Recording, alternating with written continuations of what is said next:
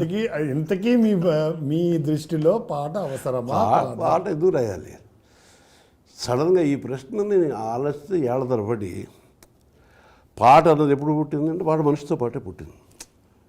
So కళలన్నీ మనిషితో పాటే పుట్టి, కళలన్నవి జీవన ప్రక్రియలో పరిణామాల్లో ఉత్కృష్టమైనటువంటి మానవ జన్మ.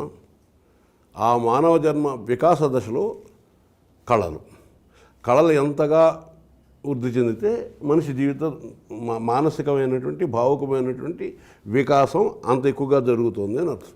ఏదో ఆటవికుడిగా ఉన్నప్పుడు మెరుపుని చూసి, ఉరుముని చూసి, గాలిని చూసి, పక్షి కోతలను చూసి, ధోనిని చూసి బొమ్మలు గీసి, బొగ్గులతో బొమ్మలు గీసి, ఇలా ఇట్లా ఇట్లా ఇట్లా మొదలైన మనిషి క్రమక్రమంగా సామాజికుడిగా ఎదుగుతూ, నాగరికుడిగా ఎదుగుతూ, అదే సమయంలో కళలను కూడా ఎంచుకుంటూ పోయి క్రమంగా సంగీతం కూడా శాస్త్రీయ సంగీతంలో రూపంలోకి వెళ్ళి, మనం హిందీలో అంటే మనం సామాజిక వర్గమనాన్ని వాడేస్తే మనకు అర్థమైపోతుంది సినిమాలో.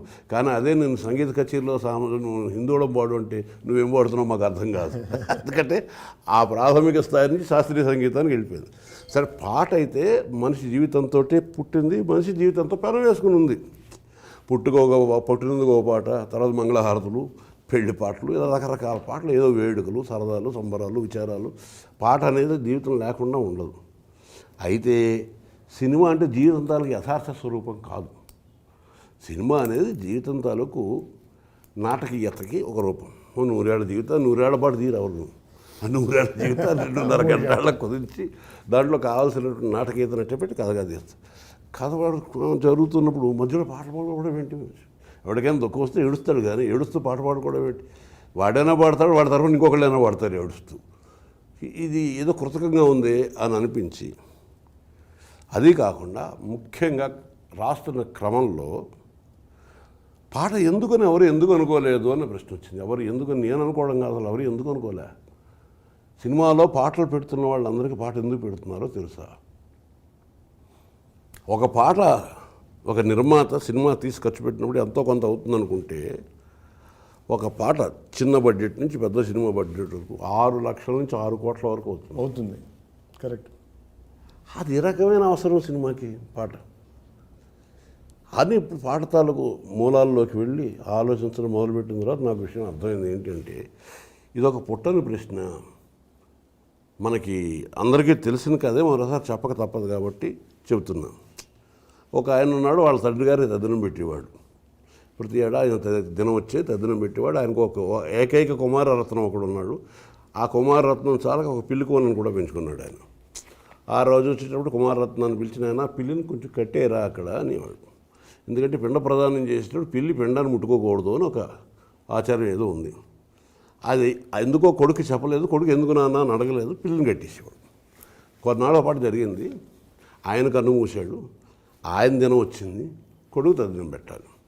ఆయన పొద్దున్నే లేచి స్నానం అది చేసి వీధిలోకి వెళ్ళి ఇల్లు కొడుతూ, మీ ఇంట్లో పిల్లుందా, మీ ఇంట్లో పిల్లుందా, మీ ఇంట్లో పిల్లుందా అని అడిగి, పిల్లి ఎందుకురా అంటే మా నాన్నకి తద్దినం పెట్టాలి. మీ నాన్న తద్దినం పెట్టడానికి పిల్లిని ఏం చేస్తావరా? పిల్లిని కట్టియాలి కదా. తద్దినానికి పిల్లిని కట్టియాల్సిన రూల్ ఏమిటి? ఎందుకు అని ఏమో మా నాన్న చెప్పలేదు, నేను అడగలేదు. అలాగా సినిమా మొదలై 90 సంవత్సరాలు అయింది. ఇంకా 10 ఏళ్ళ వల్ల పూర్తిగా ప్రపంచంలోనే సినిమా అనే ప్రక్రియ మొదలైంది. పాట ఎప్పుడో ఎందుకో మొదలైంది. ఏదో మొదలయ్యేటప్పుడు ఏదో రీజన్ ఉంటుంది. ఆ రీజన్ ఇది అని వాళ్ళు ఎవరో చెప్పలేదు, ఇది అని వీళ్ళు అడగడం లేదు. ఆ పాట అలా వస్తూ వచ్చింది, ఒక పుట్టని ప్రశ్నగా మిగిలిపోయింది. ఇప్పుడు సినిమా అంటే 4 ఫైట్లతో పాటు 6 పాటలు కూడా ఉండాలి అని. ఎందుకు ఉండాలి? సమాధానం ఎవరి దగ్గర లేదు. ఇద్దరు ప్రేమించుకున్నప్పుడు ఏకాంతంగా కూర్చుని ఎవరు వినకుండా ఉండాలని అనుకుంటారు, కానీ అందరికీ కనిపించేలా ఎగురుకుంటూ పరిగెట్టుకుంటూ కసరత్తులు చేస్తూ పెద్ద పెద్ద కేకలేస్తూ ఎందుకు పాటలు పాడుకుంటారో తెలియదు. సో సినిమాలో పాట ఎందుకు అని అడగకపోవటం అదొకటో సమస్య. రెండో సమస్య, పాట అంటే మొట్టమొదటి పాట అంటే మాట అనే విషయం పట్ల ఒక విస్మృతి రావడం. పాట అంటే పాడాలి, ఏమిటి పాడుతున్నారు అని ప్రశ్న వస్తుంది. అది మర్చిపోయారు. ఎవరు పాడుతున్నారు, ఎలా పాడుతున్నారు, ఈ ప్రశ్నలన్నిటికీ సమాధానాలు చెప్పడం మొదలెట్టం, కానీ అసలు ఏమిటి పాడుతున్నారు అన్నది అడగడం మనిషి. అది కూడా పుట్టని ప్రశ్నే. కాబట్టి ఏమిటి పాడుతున్నారో కూడా కాలక్రమంలో అర్థం కాకుండా పోయింది. అర్థం కాకుండానూ పోయింది, అర్థం లేకుండానూ పోయింది. దాని తర్వాత పాటలను విమర్శించేవాళ్ళు, తిట్టేవాళ్ళు, బాగుందనేవాళ్ళు, బాగోలేదనేవాళ్ళు, వీటందరినీ చూస్తున్నప్పుడు నాకు ఇంకొక ప్రశ్న పుట్టింది సారథి. సినిమాను విమర్శించే వాళ్ళతో మామూలుగా నేను సినిమాలో పాటలు రాసేవాడినిగా కదా, అందరికీ పరిచయం. అడుగుతున్నప్పుడు మేము సినిమాలు చూడవండి అని ఒకటోది. రెండోది సినిమా కవి అండి, సినిమా కవి. ఆ సినిమా కవి అంటే అర్థం ఏమిటి అంటే నేతి బీరకాయ అండి. నేతి బీరకాయలో నెయ్యి ఉండదు, ఒలిచి చూస్తే నెయ్యిలా కమ్మగా ఉంటుంది అని అర్థం. సినిమా కవి అంటే వాడు కవి కాదు, కవిలా నటించేవాడు, వాడు రచయితలో కవిత్వం ఉండదు అని అర్థం. మరి నా బోటు వాడు సహజంగా కవి లేదా కవిని అనుకునే భ్రమలో ఉన్నవాడు సినిమా కవి అండి అంటే ఏదో పక్కకు తోసేసి అంటారని వాళ్ళ చూస్తున్న ఫీలింగ్ ఒకటి ఉంటుంది. అలా ఎందుకు అనిపించుకోవాల్సి వచ్చింది అంటే సినిమా పాటలో కవిత్వం లేదా, అసలు సినిమా పాటలో కవిత్వం ఉందా లేదా అని ప్రశ్న పుట్టిందా, అసలు సినిమా పాట అంటే మాట అనే విషయం ఎవరికి గుర్తుందా, ఎవరు పాడారు ఎంత బాగా పాడారు, ఎవరికి బాణీ కట్టారు ఎంత బాగా కట్టారు, ఎవరు చిత్రీకరించారు ఎంత బాగా చిత్రీకరించారు, దాని తర్వాత మన హీరో పాట కాదా.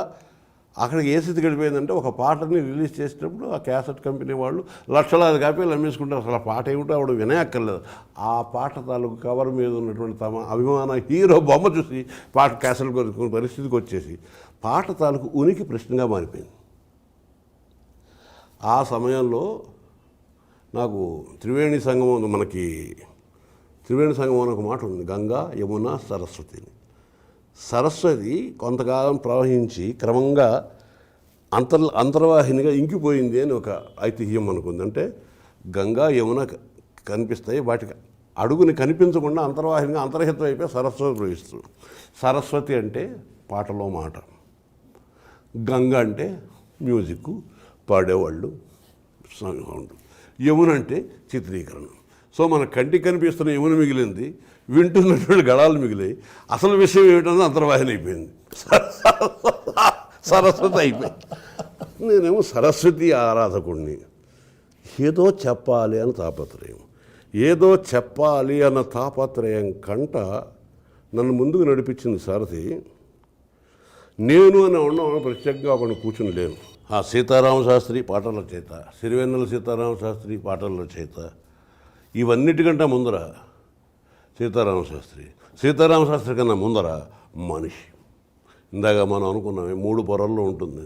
ప్రతి ప్రారంభానికి ఒక నేపథ్యం, ప్రతి నేపథ్యానికి ఇంకొక నేపథ్యం, ప్రతి నేపథ్యానికి ఇంకొక నేపథ్యం. అసలు మన మొట్టమొదటి మూలం ఏంటంటే మనిషి.